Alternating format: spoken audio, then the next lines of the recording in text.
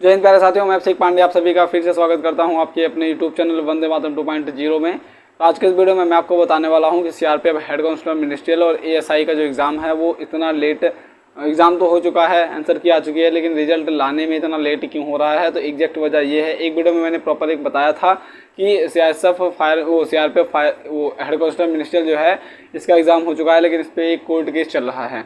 तो वो भी बात कहीं ना कहीं 90% अभी भी चल रही है, वो बात सही है। लेकिन एक बात और निकल के आ रही है, ये वजह ये भी हो सकती है, 90% वो भी है, 90% ये भी हो सकती है।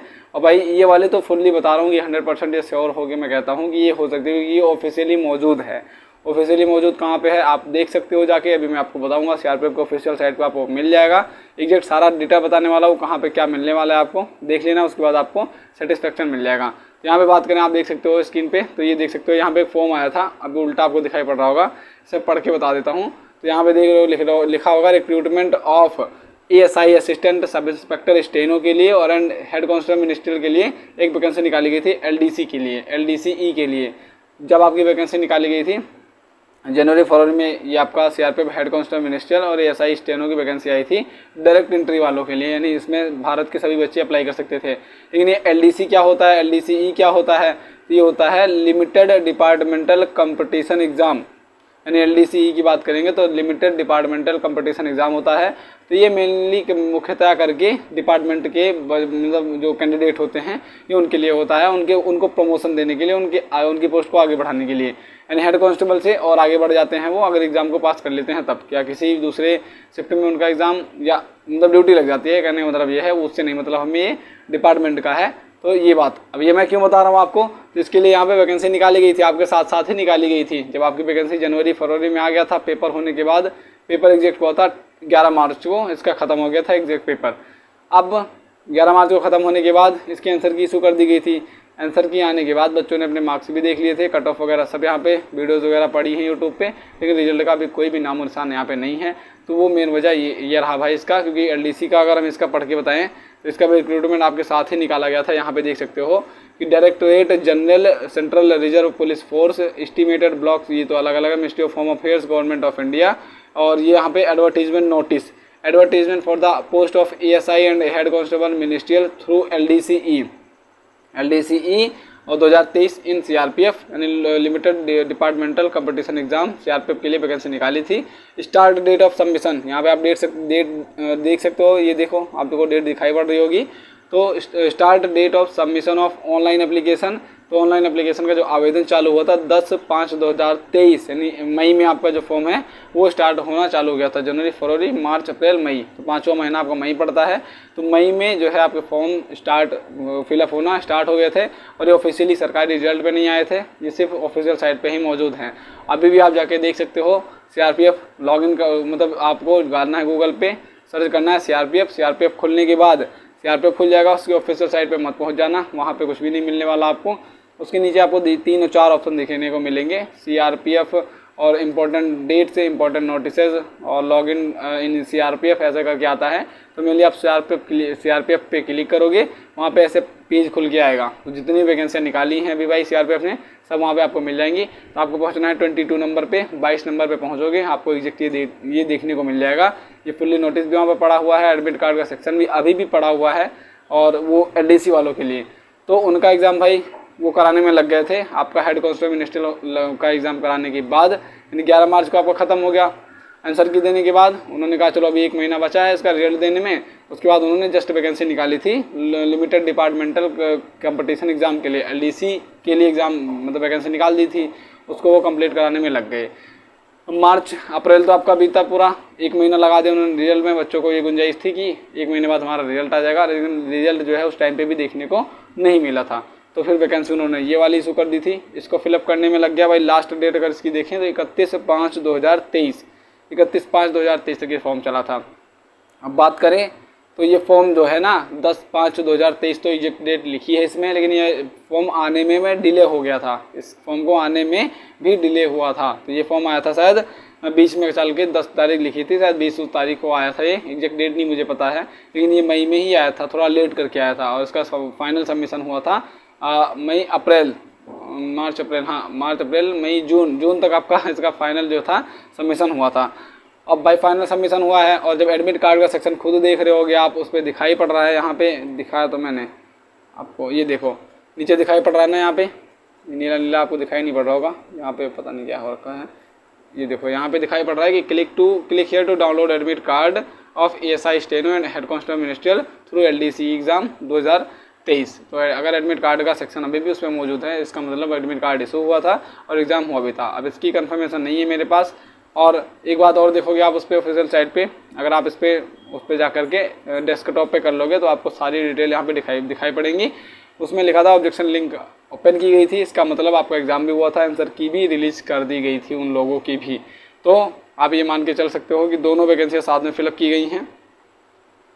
तो इनकी वैकेंसी थी, हाँ, रिलीज ऑफ एडमिट कार्ड 15/7/2023 को, यानी वो जुलाई में आपका एडमिट कार्ड इशू हो गया था। और schedule of computer based test जो आपका एडमिट कार्ड था, पेपर जो आपका था वो 22 से 28 जुलाई में इनका भी एग्ज़ाम करा लिया गया होगा।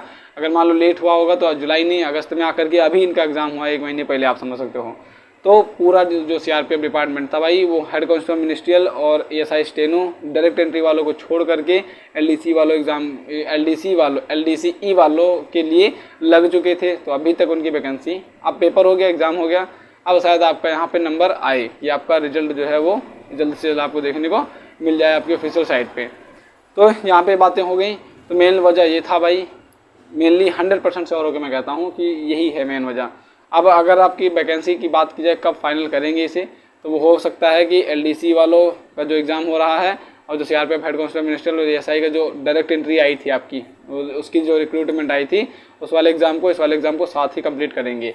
तो इस बिहाफ पे अगर बता दूँ मैं, आपका रिजल्ट डेट सबसे बड़ी बात है यहाँ पे कि भाई तंग आ चुके होंगे रिजल्ट डेट का इंतजार करते करते। तो यहाँ पे अगर सॉलिड रीजन आपको मिला हो तो वीडियो को लाइक कीजिएगा ज़रूर। और यहाँ पे बात करें अगर आपका जो रिजल्ट है वो कब तक आ रहा है, तो अक्टूबर फाइनल तक आपका जो टाइपिंग होने वाली है, ये निश्चित मान लो अक्टूबर फाइनल में आपकी जो हो जाएगी वो टाइपिंग करा लिया जाएगा। क्योंकि अभी इसमें क्या बाकी है, हेड कांस्टेबल मिनिस्टर में कोई फिजिकल नहीं हुआ है, तो फिजिकल भी होगा। तो रिजल्ट भाई मैं ये टाइपिंग के लिए बता रहा हूँ कि अक्टूबर लास्ट मान के चलो, ये नहीं कह रहा हूँ मैं 100% आपको अक्टूबर में ही मान के चलना है, वो नवंबर भी जा सकती है। क्योंकि अभी सिर्फ इसमें एग्जामिनेशन हुआ था, रिटर्न एग्जामिनेशन हुआ है।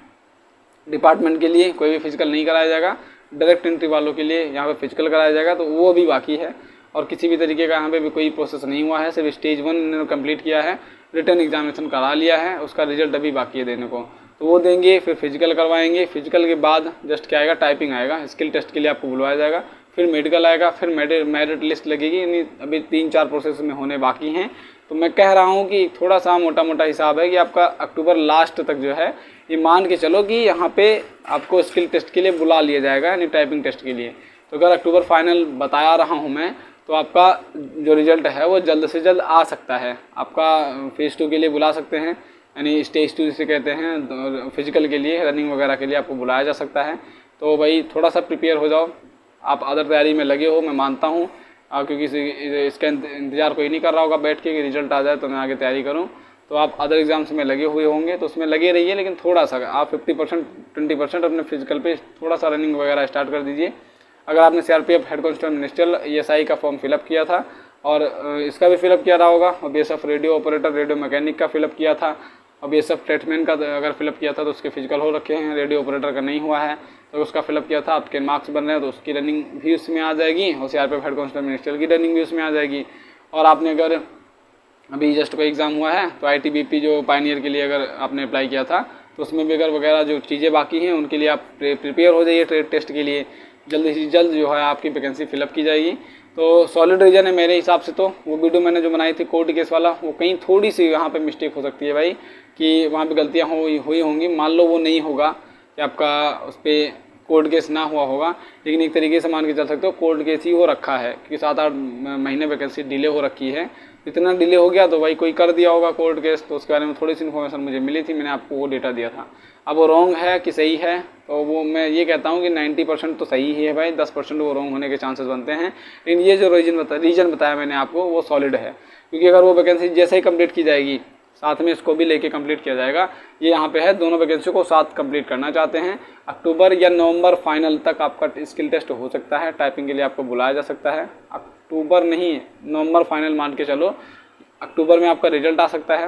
अक्टूबर फर्स्ट वीक हो जाए, 15 तारीख से पहले हो जाए, 25 तारीख से पहले हो जाए, आपका रिजल्ट आपको देखने को मिल जाएगा। और नवंबर की बात करें तो नवंबर फाइनल में आपका स्किल टेस्ट के लिए बुलाया जा सकता है, क्योंकि इस बीच में इसमें फिजिकल भी करवाने पड़ेंगे।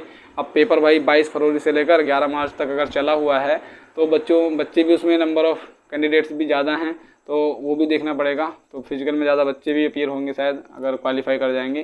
पेपर तो इसे टफ था, कट ऑफ भाई मिनिमम जानी है यहाँ पे, ये बात आपको सभी को पता होगी, अभी तक आपने वीडियोस देख ली होंगी कई सारी। तो मेन वजह थी मैं ये वीडियो बनाने के लिए यही इसीलिए आया था कि आपको सॉलिड रीजन जो है वो दे दिया जाए। मैं फिर से आपको दिखा देता हूँ, आप यहाँ पे देख के चल सकते हो। 1 मिनट, ये रहा आपका, आप देख सकते हो यहाँ पे रिक्रूटमेंट, आपको नहीं दिखाई पड़ा होगा, तो यहाँ पे देख सकते हो recruitment of ASI steno and SC ministerial through LDCE 2023 exam. अब LDCE में बच्चे कंफ्यूज हो जाते हैं क्या है ये, तो वही है कि लिमिटेड डिपार्टमेंटल कंपटीशन एग्ज़ाम जो है उनके लिए मेनली कराया जाएगा। डिपार्टमेंट के बच्चे इसमें अप्लाई कर सकते हैं जो उसमें कार्य कर रहे हैं अभी। तो भाई कैसी लगी आपको अपडेट बताइएगा हमें कमेंट बॉक्स में। और अगर प्रिपेयर होना चाहते हो अपने फिजिकल के लिए तो तैयारी शुरू कर दीजिए। सो मिलता हूँ किसी नेक्स्ट वीडियो में नेक्स्ट अपडेट के साथ, तब तक के लिए जय हिंद एंड जय भारत।